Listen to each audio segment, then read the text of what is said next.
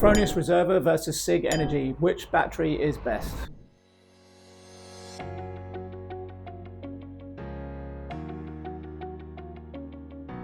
Hi everyone, Dan and Matt here from GI Energy. Today we're talking about two big hitters with batteries, Fronius Reserva and Sigenergy. Off the bat, we're going to go through a bunch of categories, but as a quick answer, I would say overall Sigenergy is probably a better product at the moment. Matt, what do you think?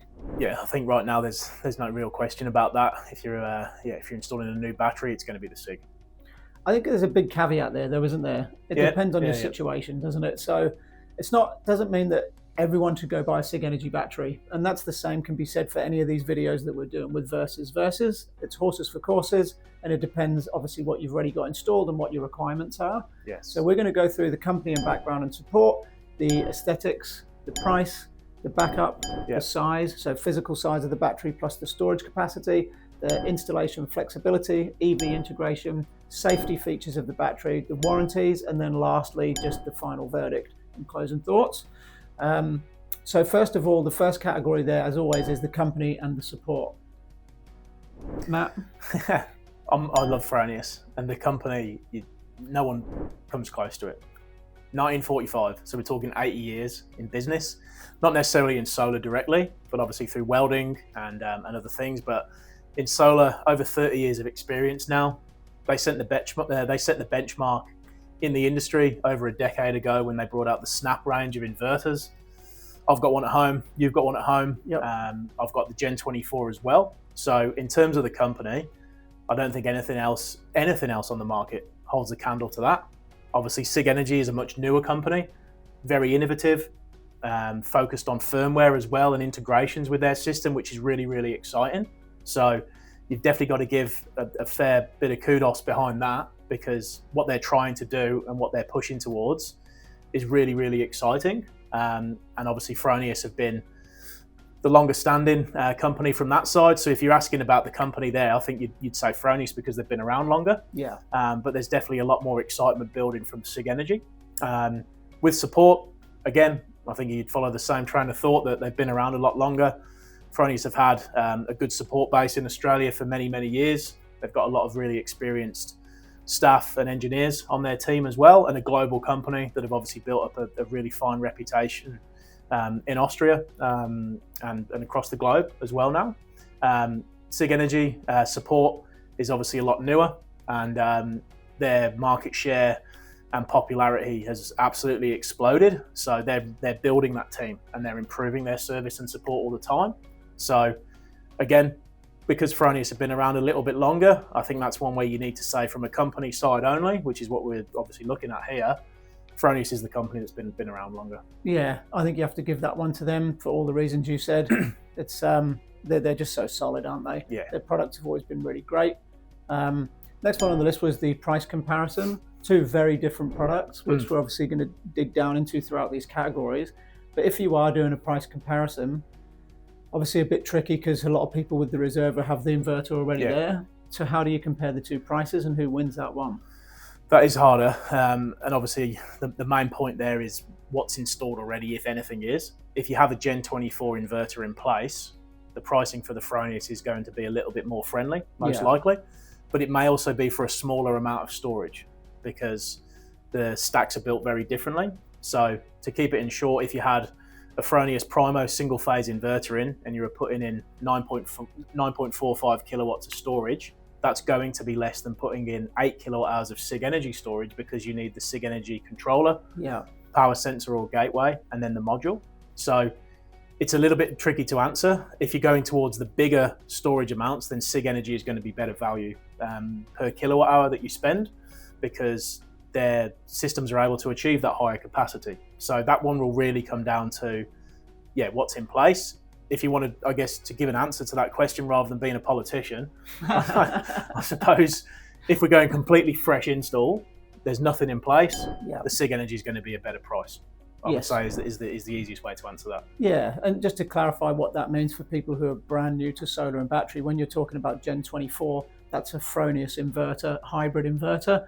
So you've got the inverter there that's already doing the job with the solar panels, and it already has the hardware built in to be able to charge and discharge your battery. Whereas if you're going Sigenergy, you need to buy that hardware Yeah. in the form of what they call a controller, which is basically an inverter with the charger then built in. So it's cheaper because you've already bought some of it. Yes, correct. And then just to be really clear on that, if you have got a Fronius Gen 24 inverter, there may be another fee to pay to unlock it, because a lot of them are installed as a locked version, which meant you could access that hybrid capability without paying the full price up front. So, but yeah, clear answer is, and importantly, as you said, when you're going into a bigger stack, Sigenergy is going to be quite a bit cheaper. Yeah. The aesthetics and the design, very different batteries again. I know what you're going to say here, but which one looks better? I don't mind the Fronius. I think it looks pretty cool. Yeah. And it's obviously a little bit similar in terms of the tower. Yep.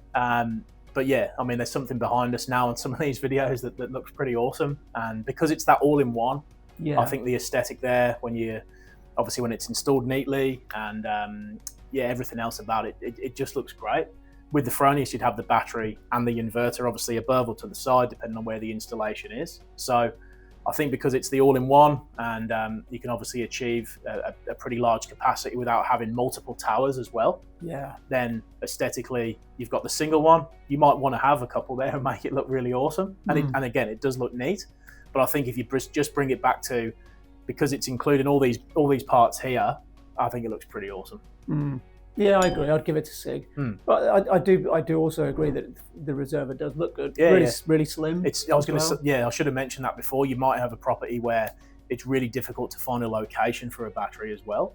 So because of that thickness at about 170, it's really, really slim. So if you've got a narrow boundary or garage where you park your car or something else, could definitely achieve that and look pretty cool. You might just be limited to how much storage you have then, because you just have the single battery tower. That's probably a segue into the physical size of the batteries and the capacity of storage as well in that case, and then we'll circle back round to the backup.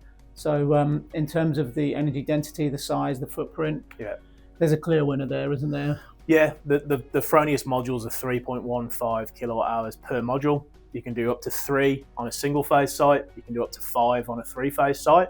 And then you can have multiple towers, so you can have up to 4. At the time of recording this, they need to go side by side. So you've then got a gap of whatever, obviously down to the installer's judgment and interpretation of the manufacturer's guidelines of where that'll be, but it's more just so for access, obviously lifting and any sort of maintenance. So if you had multiple stacks there, you're going to take up more space. So because the Sigenergy is an all-in-one unit and you could have 48 kilowatt hours with the controller and you're under 2 meters in height, that's a huge amount of storage. So the energy density from that side is obviously far easily achieved. Whereas if you have even 3 towers on a 3-phase site, 46 kilowatt hours, you're just below that, but you've got 3 next to each other. Yeah. So you got 3 at around 1.5 meters high each, plus your inverter. So I think from that side, the storage capability and obviously the space that it will take up, you have to go to Sigenergy. It's taller, as you said, but the issue with finding space is rarely height. It's normally always where you're going to put it in terms of how much width and depth is it going to take up. So the Reserva being skinnier is great, but if you do need multiple towers, it can be really hard to find good spots for them. Obviously, there's lots of intricacies there in terms of clearance from windows and doors and all sorts of things that we have to be conscious of with electrical safety. It's hands down Sig wins that one as the most energy dense battery on the market by quite a long way. I think there's a 10 kilowatt hour module coming out at some stage as well, which again is just it's quite phenomenal, really. Yeah, I think that's quite a way away just from speaking to Sig as well. A few people have asked about the 10 kilowatt hour, and yes, it obviously is now planned. Yeah, I believe it'll be sort of Q3 2026. Yeah, because there's a lot of other things in the background with approvals to get that on the market. And obviously there's so many permutations on inverter size and module options. Each one has to have a application to the CEC. So there's a huge amount of work there and cost involved. It's probably not needed either. I was about to say, the 48 kilowatt hour, especially if you're looking to maximize that subsidy of 50, it's basically bang on anyway. Yeah, and the demand is so high, it almost seems like it isn't needed from that side. Yeah, and it'll be heavy. It'd be pretty heavy. Yeah. Well, not jokes aside, it would be knocking on the door of 100 kilos. That's not a problem for a bloke like you to throw over his head onto a stack, is it? But not for everybody. You're right, mate. So we'll go back to backup. So backup capabilities. Yeah. Have we got a true winner there? I think, again, with Sigenergy, it's instant backup. It's single phase or 3-phase whole home. So just purely if you're saying on a time reason, that one has to win. The Fronius backup is really, really good as well, but there's a delay there. Yeah. And that may be absolutely fine and acceptable. I don't necessarily need instant backup at home for something in particular, but to have that in place and working, I think you have to say that that's the better option there. The Fronius backup has always been really, really good on obviously the existing systems that we have in place. Yes, it has. But there is the delay, and that's really the only difference that we're talking about here. Yeah. So it's the delay and then potentially the capacity that you can fit. So, you can stack up a lot more in a smaller location, as we've discussed. So that plays into the hands of having longer backup. Yep. The charge and discharge is controlled by the inverter size with both, so you can size that accordingly. But yeah, it's the delay is the main one, as you said. Installation flexibility. Obviously, we've already said Sigenergy is all in one, and then you have a gateway that goes with it. Yeah. And Fronius, obviously, with the Reserva, you'd need to have your Gen 24 inverter, plus potentially 1, 2, 3, or maybe even 4 stacks of batteries. So in terms of installation flexibility, I guess that would also come down to if you've got your Fronius installed already and where that's been located. If there's a spot right next to it for the battery, brilliant. Yeah. That may or may not be possible depending on where it is and where your switchboard is. We obviously have a lot of sites here where a client may be trying to get the battery into the garage for understandable reasons, but the switchboard's the complete other side and it's 2-story. And because that switchboard's there, maybe the inverter's been mounted there initially, and ultimately before the battery conversation, that was happening a bit more frequently. Obviously some care would have been taken, but it might have a cover over it on that side, which obviously protected it from the elements. Yeah. So I think the Sigenergy, because it is that all-in-one, does give you that little bit of extra flexibility, because you can realistically get the gateway close to the switchboard in nearly every scenario. And then you've got obviously a longer AC cable run, which is a bit more labor intensive and costly, but it gives you that flexibility. Whereas with the Fronius inverter and the Fronius battery, there is a maximum distance that they can be apart. Yeah. Which I believe is longer than a few are expecting. I think it's up to about 20 meters. It's pretty good, yeah. Which still gives you a lot of flexibility there. But if you're going up and over a house, 2-story, you're probably 25 or 30 meters, depending on the size of the home. So that would limit it there. So I would say, because it's that all-in-one solution, again, the flexibility has to go to Sig. Yeah. Next one was EV integration. So if you're thinking of, or you own an electric vehicle, you're looking at a battery, you want to make sure that you get that smart design in terms of sending power where it needs to go, when it needs to go there. Yeah. And then also types of chargers, so how quickly you can charge your car. You've got to have to give this one to Sig again, I think. For the DC side, obviously they're the only one at the moment that have that integration of the DC bidirectional charger. Both Fronius and Sigenergy have the inverter, the battery, and the EV charger all under the same ecosystem, which is great. Which is awesome. I've got the Fronius inverter, Fronius charger at home. Works brilliantly. Great system, and no complaints at all with how that works. But obviously now, if I was introducing a battery, it'd be a slightly different conversation if I was using the Fronius one instead of what I have at the moment. So if you're going complete overview of all available products, again, because it's the DC charger, you'd have to say Sigenergy shades it on that side. Yeah. Both have got perfectly, I guess, industry-leading AC options as well. Yeah. And just to be clear, with the DC charger, it basically means, without going into too much detail, you can charge your vehicle quickly. Yeah. And also it has that bi-directional capability. So if and when you are able to, or you choose to opt into vehicle to grid, vehicle to load, meaning you can then use your electric vehicle to run things in your home, export energy into the grid. Mm-hmm. It has that hardware ready to do that, whereas Fronius or any of the others don't.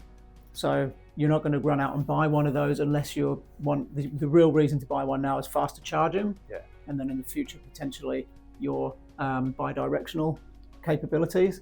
But it polarizes people, that one, doesn't there? A lot of people sort of say, "Oh, that doesn't matter. Why do I need one?" Well, maybe you don't. Yeah. But if you're comparing two products, one has the capability to do that and one doesn't, you kind of have to give it to that guy because know they've got it built in and it's ready.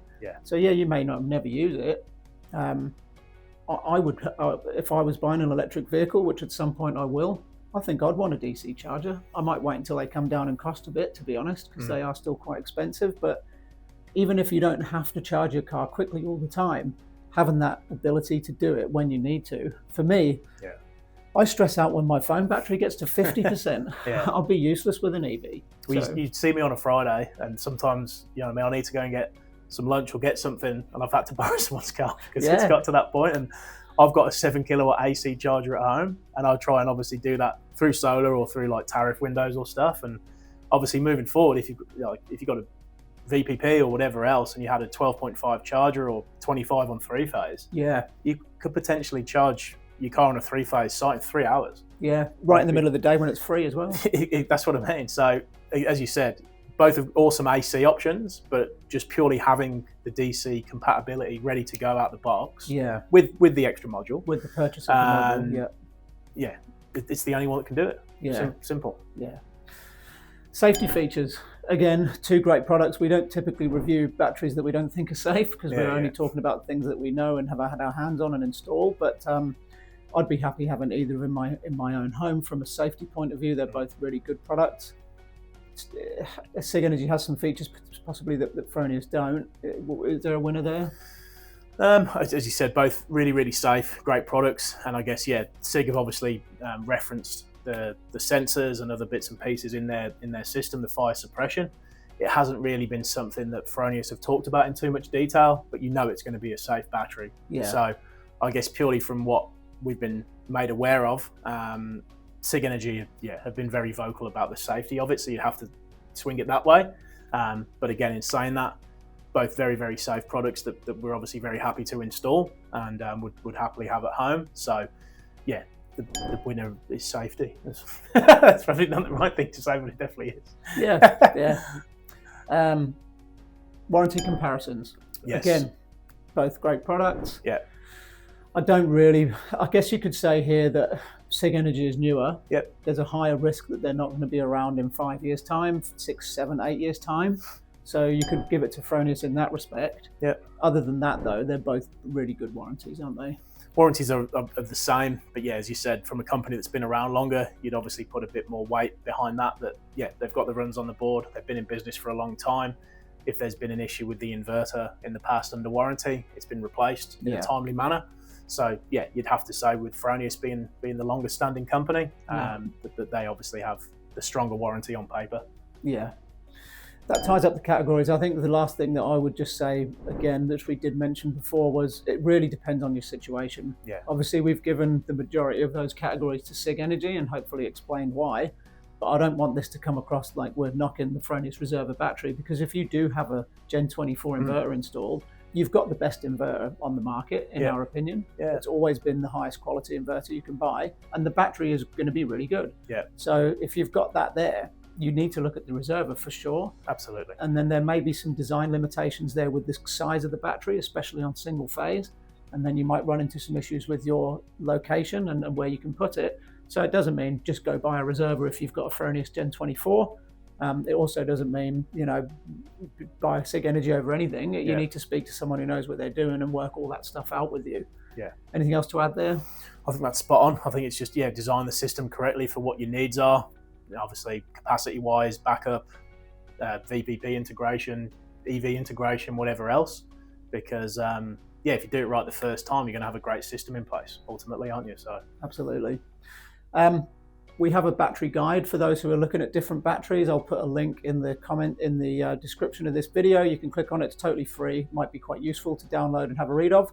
And if you would like to ask us questions directly, just hit us up in the comments or get in touch. Thanks very much. Thank you.